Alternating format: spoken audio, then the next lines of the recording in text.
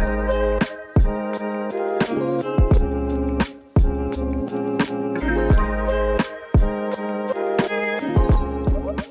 right, so we're going to talk about anxiety. What is anxiety anyway? Anxiety is our body's natural mechanism that works to save us when there's a threat. When our brains believe that we're in danger, it starts to work to get us to safety. Our brain sends out a series of signals to our body, which results in the fight, flight, or freeze response. So we've probably all experienced this at some time or another, even if you don't have clinical anxiety. So the fight, flight, or freeze response is our body's way of keeping us safe. So sometimes we need to fight. If someone is trying to capture us and kidnap us, we need to be able to fight off that predator. On the other hand, if we can outrun that person, perhaps you're faster than them. Our body actually sends more adrenaline to us so we can take off and just run away and be safe. Sometimes our best option is just to freeze.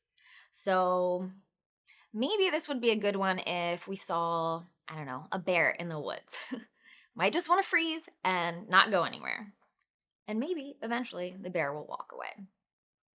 So our body is sort of doing this without thinking.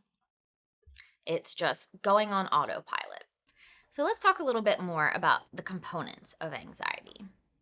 So a lot of times when we talk about anxiety, we use the term worry, and we use these two interchangeably. In reality, worry is just one part of anxiety. Anxiety actually has 3 components. The first one is cognitions, or our thoughts. The second is emotions. And the third is our physiological responses. So, worry is that cognitive part. It's our thoughts about the situation.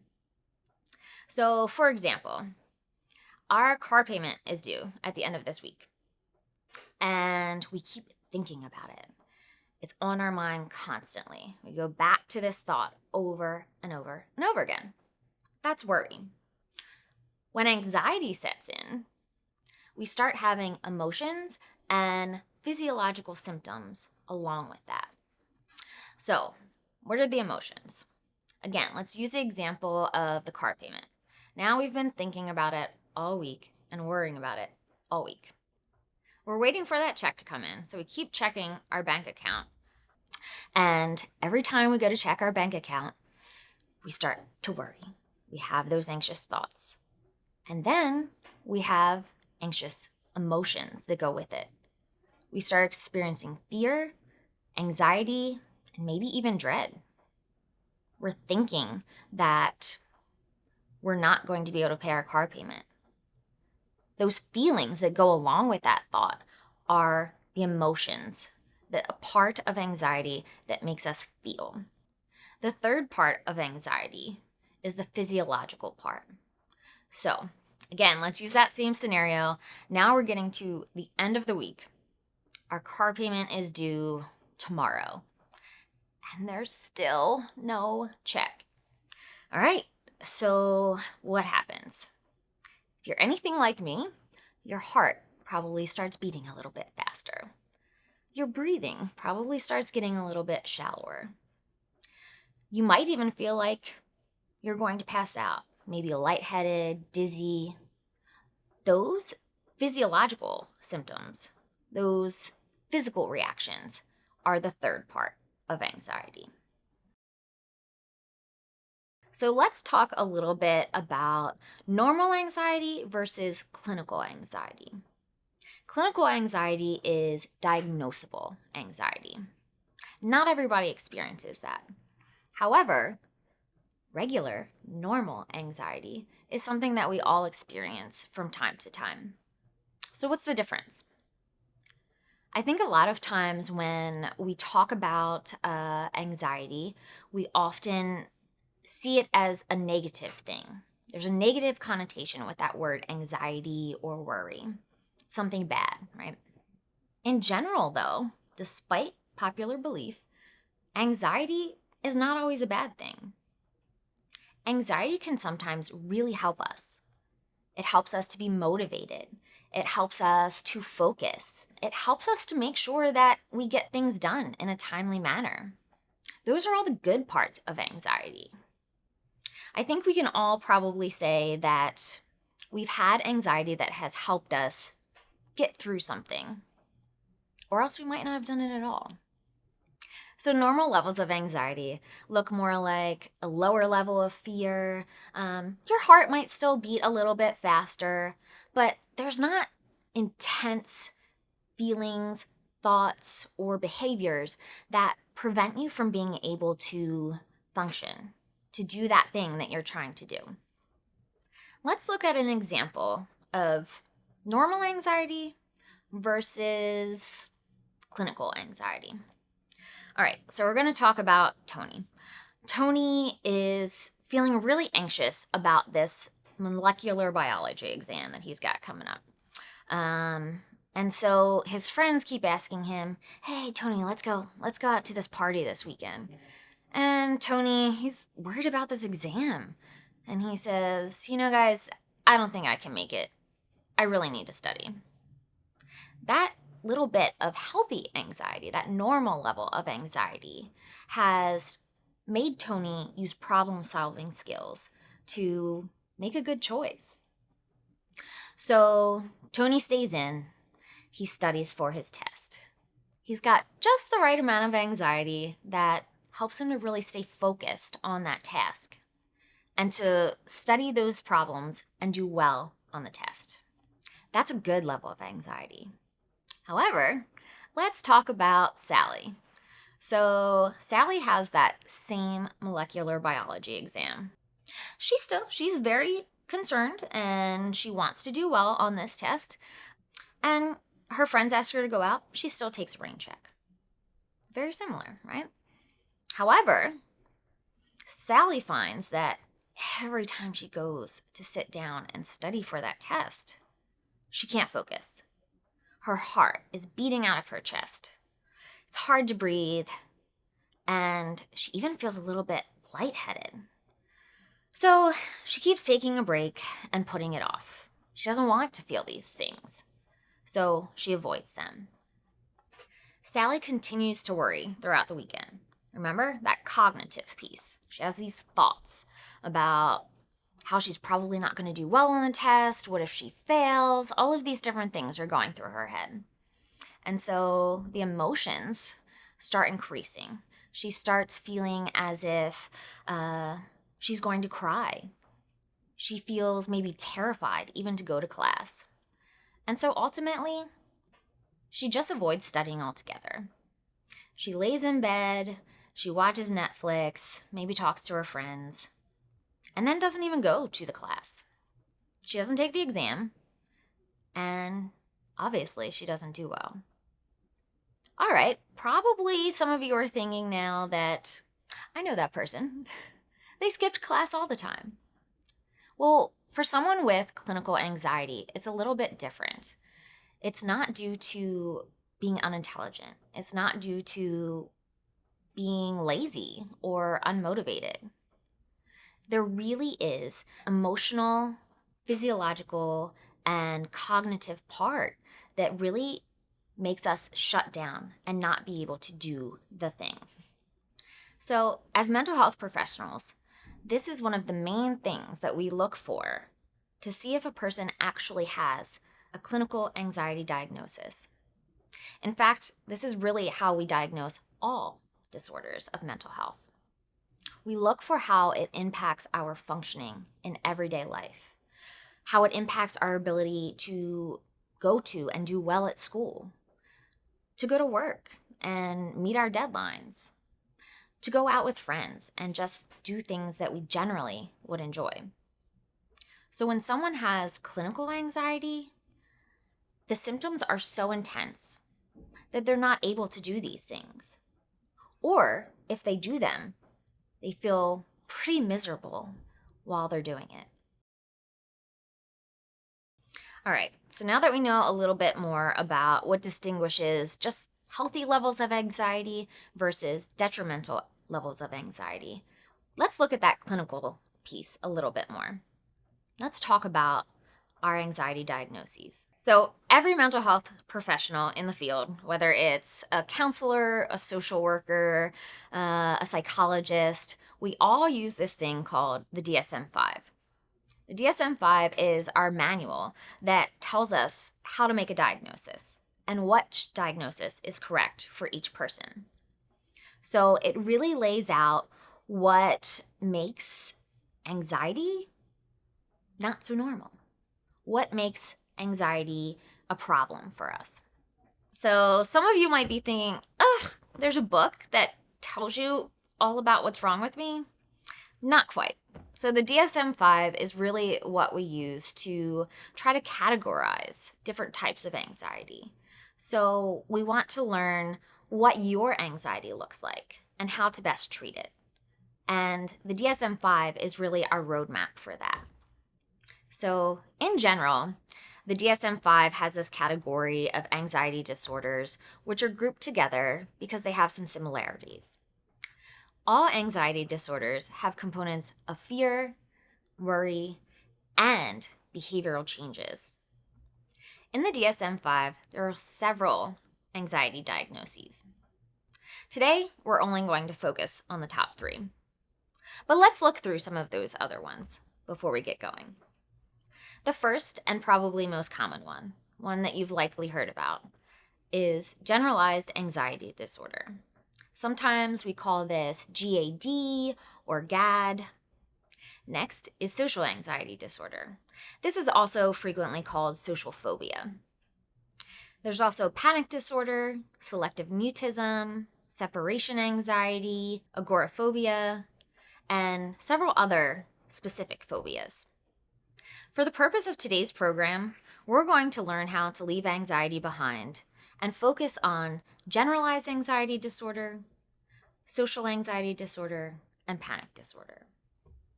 These are 3 of the most common anxiety disorders out there, and so we want to make sure that we reach as many people as possible and really help them to learn how to manage their anxiety symptoms better.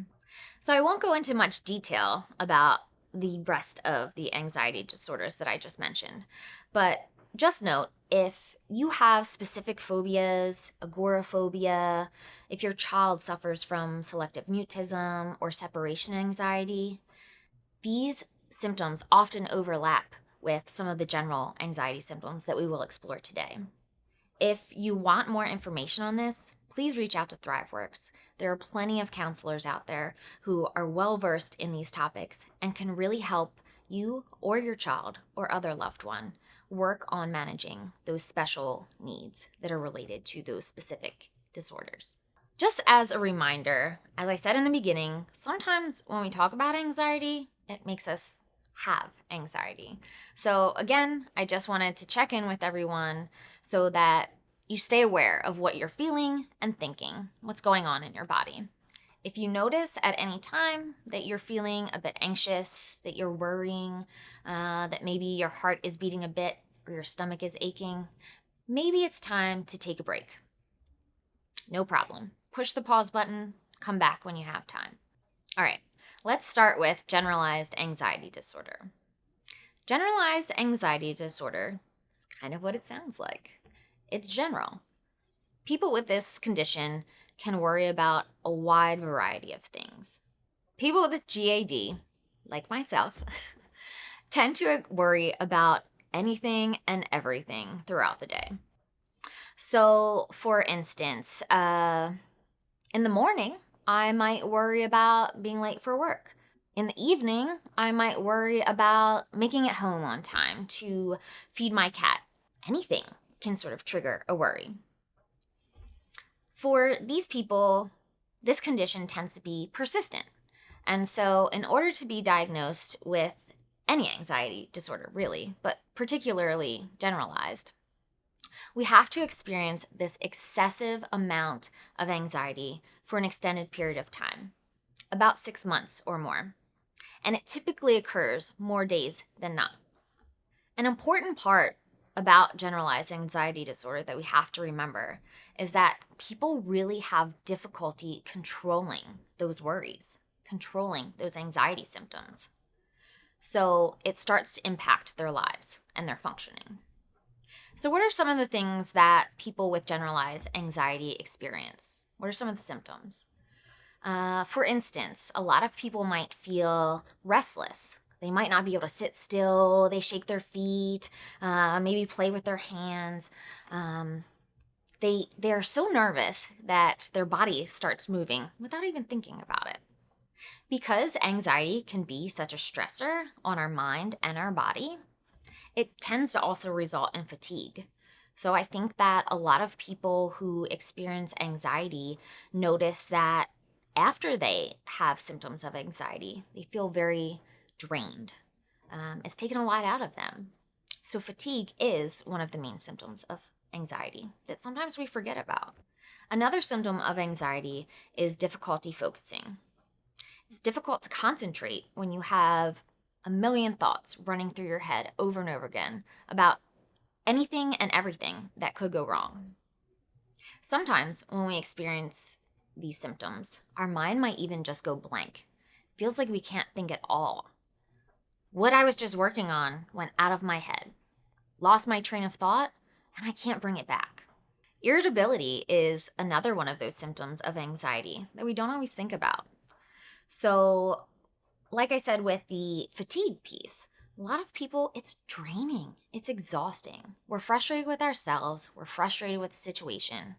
And we tend to become irritable towards others. Not on purpose, but just because we're not so happy about what's going on right now with our anxiety symptoms.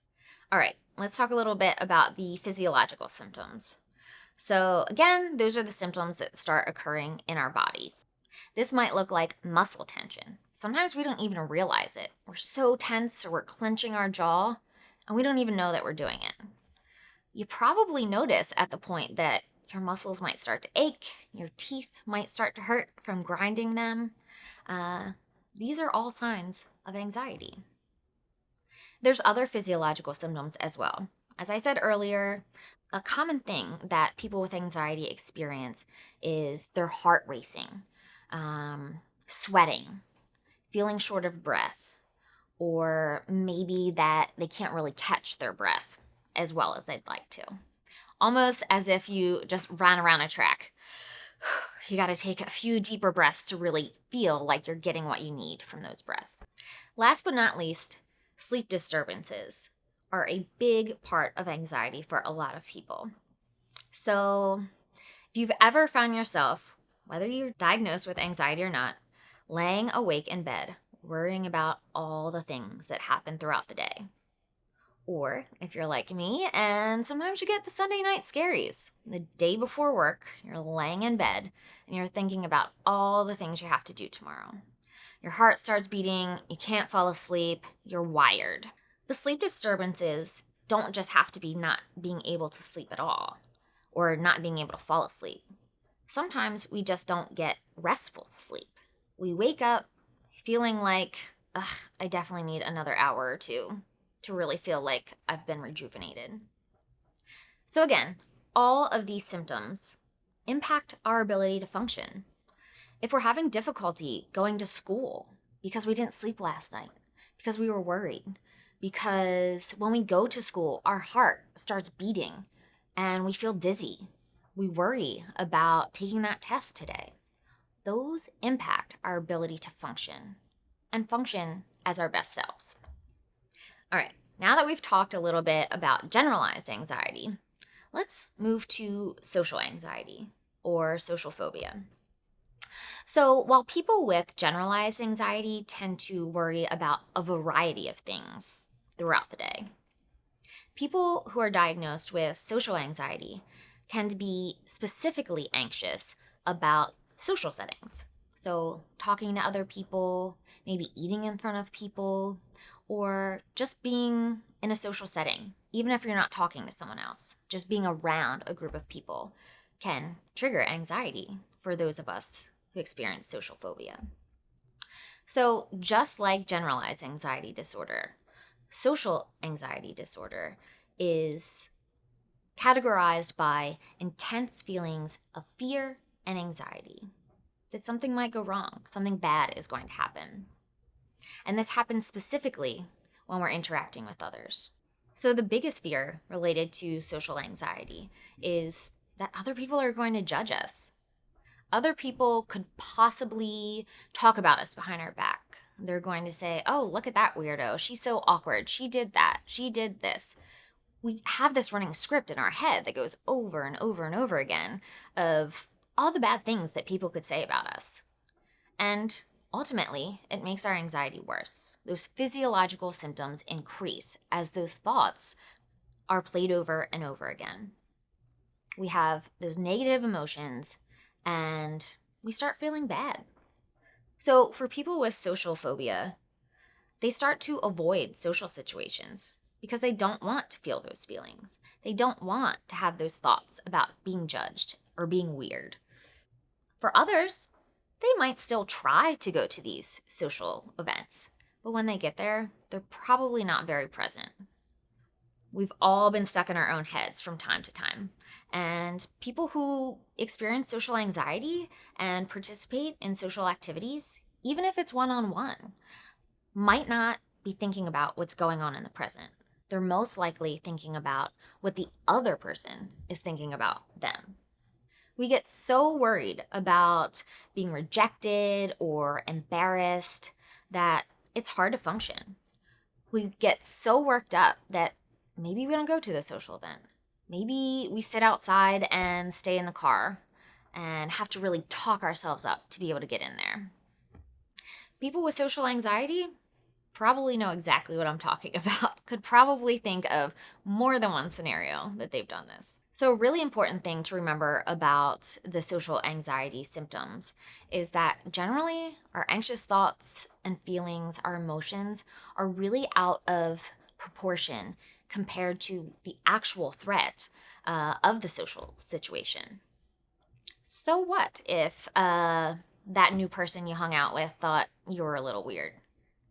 She's not your person. Maybe you even think that they're a little weird. To be quite honest, people are not thinking about us as much as we're thinking about ourselves. However, for people with social phobia, it's hard to shake that. We can't stop focusing on it. That is what makes it a disorder. It makes it something that impacts our ability to function and live life how we want to. Now, finally, let's take a look at panic disorder, which is the last of the three that we will really focus on deeply today.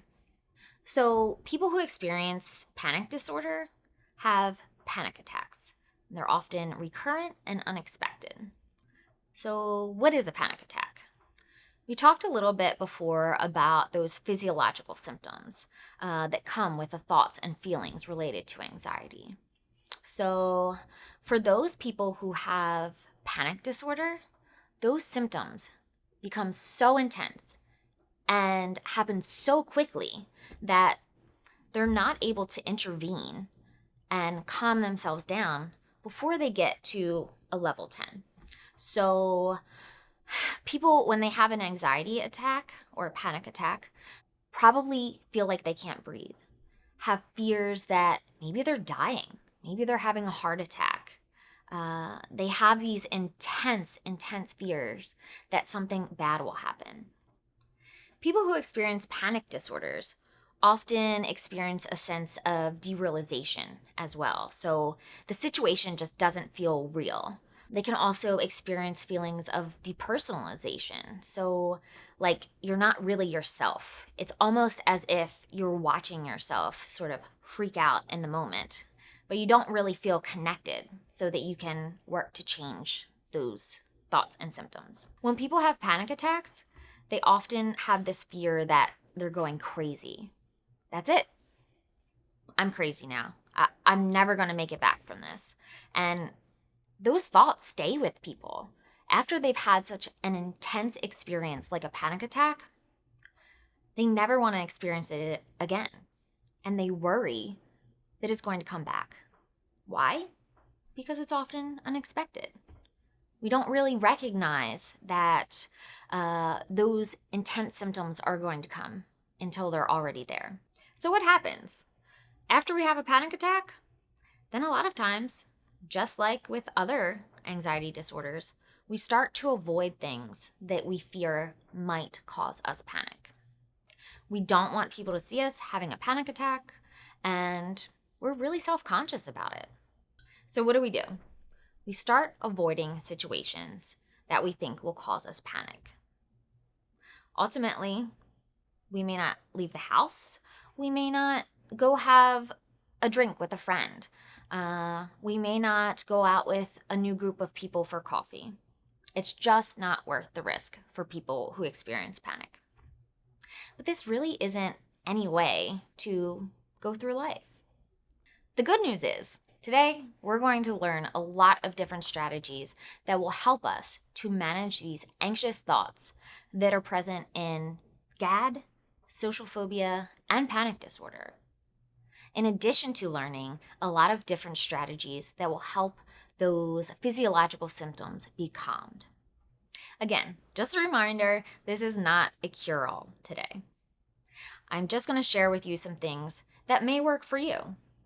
They work for a lot of other people who have experienced anxiety, including myself.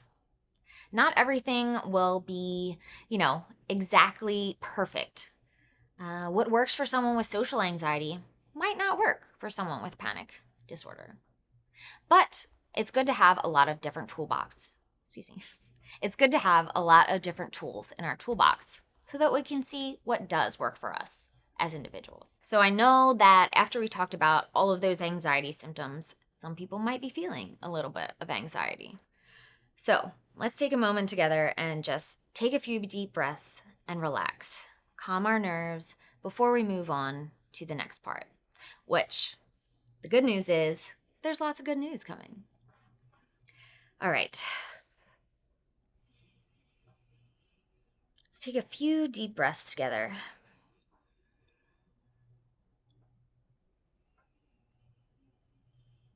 In through the nose and out through the mouth. In through the nose and out through the mouth.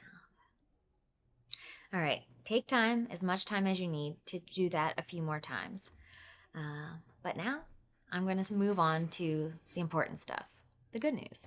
All right, so some of you might be thinking at this point, what's wrong with me? I have all these things, all of these symptoms. That's me. Think about all those other people that also experience it.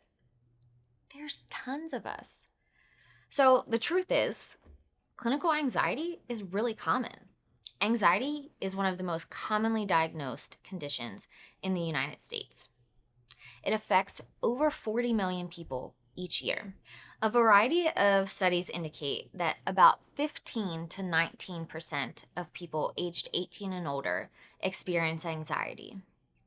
It's important to remember, though, that a lot of times these statistics are on the low end because there are many people out there that don't necessarily realize that they have anxiety.